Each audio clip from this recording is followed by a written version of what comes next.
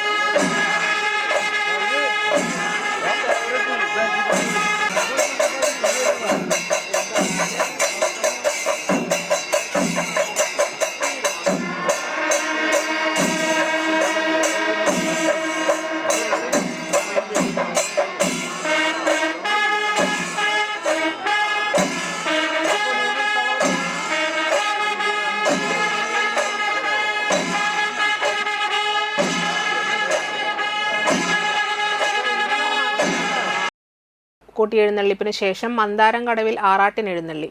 അതിനുശേഷം ഉപചാരം പറഞ്ഞ് അടുത്ത പൂരത്തിനെത്തിക്കൊള്ളാമെന്ന വാക്കുകൊടുത്ത് തിരിച്ചെഴുന്നള്ളി.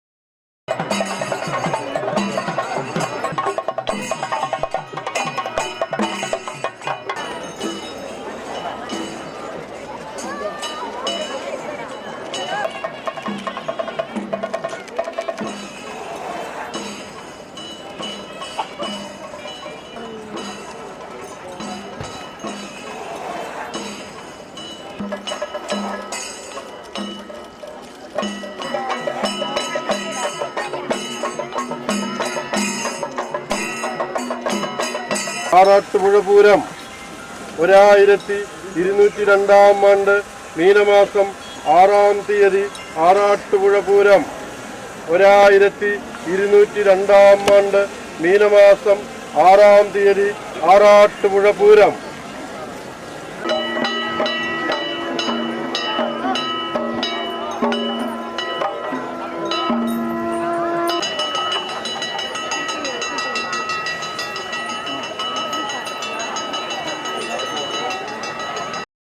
തിരിച്ചെഴുന്നള്ളുന്ന തൃപ്പ്യാർ തേവരുടെ പ്രധാനപ്പെട്ട ചടങ്ങുകളിലൊന്നാണ് കുറുമ്പിലാവ് വെണ്ട്രശ്ശേരി ശിവക്ഷേത്രത്തിലെ പ്രസാദ കഞ്ഞി വിതരണം. തേവരെ അനുഗമിക്കുന്ന ഭക്തർക്ക് ഏറെ ആശ്വാസമാണ് വെണ്ട്രശ്ശേരിയിലെ കഞ്ഞിയും പുഴുക്കും. മുതിരപ്പുഴുക്കും വെന്നി എന്ന മധുരമുള്ള കറിയും അച്ചാറും പപ്പടവും നാളികേരപ്പൂളും ശർക്കരയുമാണ് കഞ്ഞിയോടൊപ്പമുള്ള വിഭവങ്ങൾ. തേവരുടെ മടക്കയാത്രയിൽ ഇവിടെ മാത്രമാണ് വിശ്രമമുള്ളത്. 7000 പേർക്കായി 45 പറ അരിക്കുള്ള കഞ്ഞിയാണ് തയ്യാറാക്കിയത്. പാളപാത്രത്തിൽ നൽകുന്ന കഞ്ഞി കുടിക്കാനായി പച്ചപ്ലാവില കുത്തിയുണ്ടാക്കിയ പ്ലാവില കോരിയാണ് നൽകിയത്. പ്രദേശവാസികളുടെ വലിയ കൂട്ടായ്മ തന്നെ പ്ലാവില കുത്താനും കഞ്ഞി വിളമ്പാനും ഉണ്ടായി.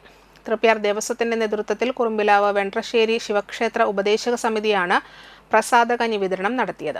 ക്ഷേത്രത്തിൽ തിരിച്ചെത്തി പൂജകൾക്ക് ശേഷം ഭഗവാനെ ഉത്രവിളക്കിന് എഴുന്നള്ളിക്കും. ബ്രാഹ്മണിപ്പാട്ടിന് ശേഷം പുറത്തേക്ക് എഴുന്നള്ളിക്കുന്ന ഭഗവാന് സേതുകുളത്തിൽ ആറാട്ട്. ആറാട്ടിന് ശേഷം വിളക്കാചാരം കഴിഞ്ഞ തേവർ അകത്തേക്ക് എഴുന്നള്ളി പൂജകൾക്ക് ശേഷം പൂരച്ചടങ്ങുകൾക്ക് സമാപനമാകും.